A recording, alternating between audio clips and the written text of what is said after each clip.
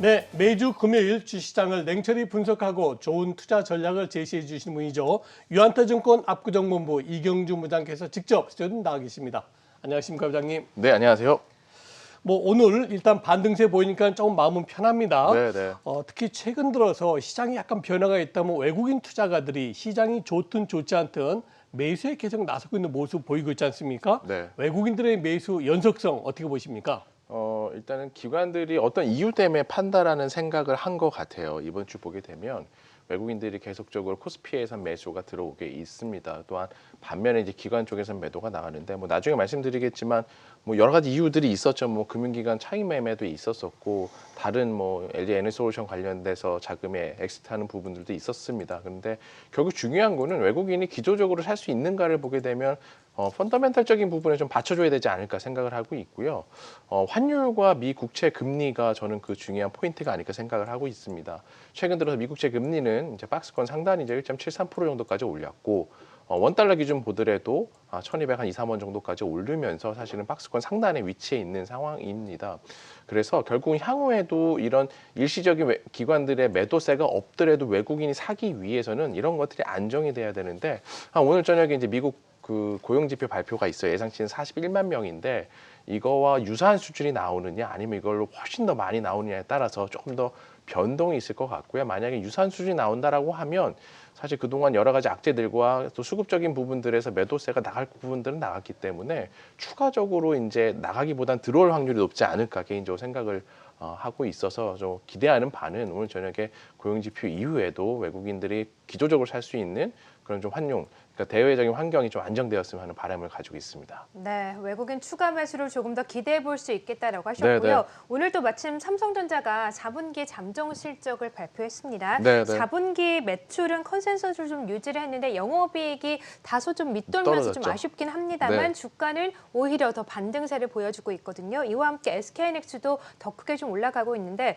반도체 투톱을 필두로 반도체 업황 전망은 어떻게 하고 계세요? 일단 4분기는 일회성 비용이 좀 많았던 것 같아요. 특히나 이제 성과급 부분에서 과거와 다르게 이제 모든 직원분들한테 성과급을 드린다는 예. 얘기가 있더라고요. 아마 11만 명 정도 되나 기억하기로 해서 1,000만 원씩만 하더라도 1조가 넘어갑니다. 그러네요. 사실은 그걸 감안하게 되면 컨센서스에 유사한 금액이 나왔고요. 일단 중요한 거는 분기별로 봤을 때 3분기보다 4분기의 수출 증가율이 좀 증가가 되는 것 같아요. 반도체 섹터로 봤을 때. 그러니까 조금 더 좋아지는 부분들이 있고 특히나 이제 디램 현물 가격 보시더라도 우리가 이제 네이버나 이런 데서 디램 익스체인지닷컴을 보시면 조금 그래도 보실 수가 있으신데 개인 투자분들도 11월 한 18일에서 20일 사이로 보고 있습니다. 그때 이후에 조금씩이지만 하루에 뭐 0.5%씩 이런 식으로 올라가서 현재 대략 밑에서 보게 되면 10% 이상 또 현물 가격이 올라가고 있어요. 즉 현물 가격이 올라가면 계약 가격도 올라갈 수 있는 여지가 높아지겠죠. 그리고 또한 삼성전자가 이제 노후화된 D램 라인 뭐 최대 75K 정도 됐는데 75,000장 정도 규모인데 그거를 CIS라고 하는 이제 비메모리용으로 바꾸게 되면 자연스럽게 공급 축소가 일어나겠죠. 그래서 그렇죠. 결국 수요 부분에서만 회복이 확실히 되어진다라고 하면 디램 가격은 2분기부터는 좋아질 수밖에 없고 그런 것들이 사실 시장에 지금 미리 선제적으로 좀 기대를 가지고 반영되는 과정이 아닌가. 그래서 마이크로 모시더라도 4분기 컨콜에서 좀 좋은 전망을 비수기를 했죠. 그래서 마이크론도 지금 전고점 인근에서 움직이고 그러니까 신고가 인근에서 움직이고 있어요. 예. 그래서 우리나라 SK 하이닉스나 삼성전자도 그거와 비교하면 국내에 있기 때문에 약간 디스카운트 요인은 있지만 추가적으로 좀 더 마음 편하게 가져가셔도 되지 않을까 올라갈 여지가 많지 않을까 생각하고 있습니다. 네, 그렇군요. 자, 오늘 삼성전자를 필두로 해서 본격적으로 4분기 실적 발표가 기대되고 있습니다. 특히 이번에 네. 실적이 좀 기대가 되는 정말 실적 호전 기대되는 관심주하고요. 네. 자, 전반적으로 시장 투자 전략을 어떻게 가져가는 게 좋을지 네. 진단해 주시죠. 네, 일단 IT 쪽에서 하드웨어 업종들이 실적이 굉장히 잘 나올 것 같아요. 제가 또 말씀드리려고 하는 것도 그런 쪽에 하나고 DB 하이텍이라고 해서 이제 파운드리 업체죠. 그렇죠. 생산을 하는 비메모리 생산을 하는 업체가 있습니다. 8일치를 캐파를 135K 정도를 가지고 있고요. 좀 특이한 점들이 대다수 업체들이 이제 12인치 정도로 증설을 하다 보니까 8인치는 쇼티지가 왔어요. 그래서 보통 차량용 반도체, 전력 반도체 같은 경우는 8인치로 만들게 되는데 예. 그러다 보니까 회사 입장에서는 저가 마진의 상품들은 전부 다 거부를 하고 고가의 프로덕트들로 이제 제품 믹스를 개선을 한 거죠. 그럼 당연히 이익률은 좋아지겠죠. 그리고 쇼티지가 오니까 가격 우위에 이제 가격을 점할 수가 있는 게 협상력에서 우위에 있다 보니까 연말 연초에 한 8에서 9% 정도 판가 이상을 다 한 것 같아요. 그럼 그 두 가지가 합쳐지면 결국 이익률은 아주 좋아질 수밖에 없다. 그래서 시장 예상치는 4분기 한 1,100억 전후인 것 같습니다만 개인적으로는 이거보다 꽤 많이 나올 수도 있지 않을까라는 기대를 가지고 있고요. 그렇게 했을 때 내년 올해 같은 경우에는 뭐 분기당 한 1,500억씩도 찍지 않을까? 그러면 6천억을 만들게 되는데 그럼 시가총액이 지금 3.4조예요. 그러니까 굉장히 싸질 수 있는 부분이고 더욱더 이제 중요한 부분은 미래의 성장성을 대비하기 위해서 지금 신공장을 투자를 시작한 것 같아요. 네. 그래서 한 45K 정도니까 기존 공장의 한 3분의 1 정도 되는 규모를 장기적인 3, 4년 프로젝트를 가지고 또 거기에 들어갈 것들은 어떤 거가 될지 좀 기대가 되기 때문에 굳이 저퍼를 받을 이유는 없기 때문에 저는 이 회사가 좋다라고 좀 생각을 하고 있습니다. 네. 자, 유망한 종목 DB 하이텍까지 말씀을 주셨고요. 우리 시장 올해 시작한 지 5거래밖에 안 지났는데 뭐 5거래일 동안 천당과 지옥을 오갔습니다. 네, 어제까지는 어렵죠. 정말 시장이 좀 이대로 네, 네. 끝인가라는 생각이 들다가도 오늘 또 이렇게 급하게도 반등세가 나오니까 좀 안도감이 들거든요. 네. 앞으로 어떤 전망을 가지고 계시고 어떤 전략을 가져가야 된다라고 보세요? 일단은 네. 하방에 대해서는 너무 걱정하지 않으셔도 될 것 같아요. 물론 네. 단기적으로 한국만 있었던 고질적인 악재가 제가 서두에 조금 말씀을 드렸을 수 있었습니다. 뭐 일부 기업의 약간 회계 문제도 있었었죠. 근데 그것 그쵸. 때문에 파생되는 뭐 여러 가지 담보 매도들이나 이런 것들도 있었고요. 또 LG 에너솔루션이라고 하는 상장하게 됐을 때 100조 정도도 갈 수 있다고 기대되는 게 있는데 그 주식이 상장하게 되면 100조면 전체 인덱스 구성에서 7%를 채워야 되거든요. 그렇죠. 네. 그러면 결국은 이거를 많이 그러니까 공모할 때 많이 받으면 받을수록 유리한 상황이죠. 안 그러면 유통했을 때 사게 되면 비싸게 사야 되죠. 그러니까 많은 자금을 팔 수밖에 없어요. 그러면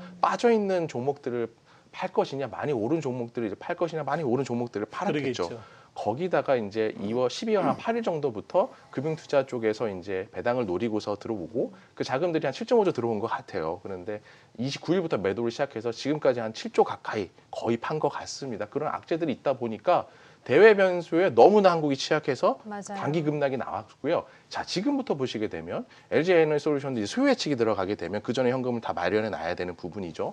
그리고 금융투자의 매도도 거의 일단락이 됐죠. 한 90% 나왔으니까.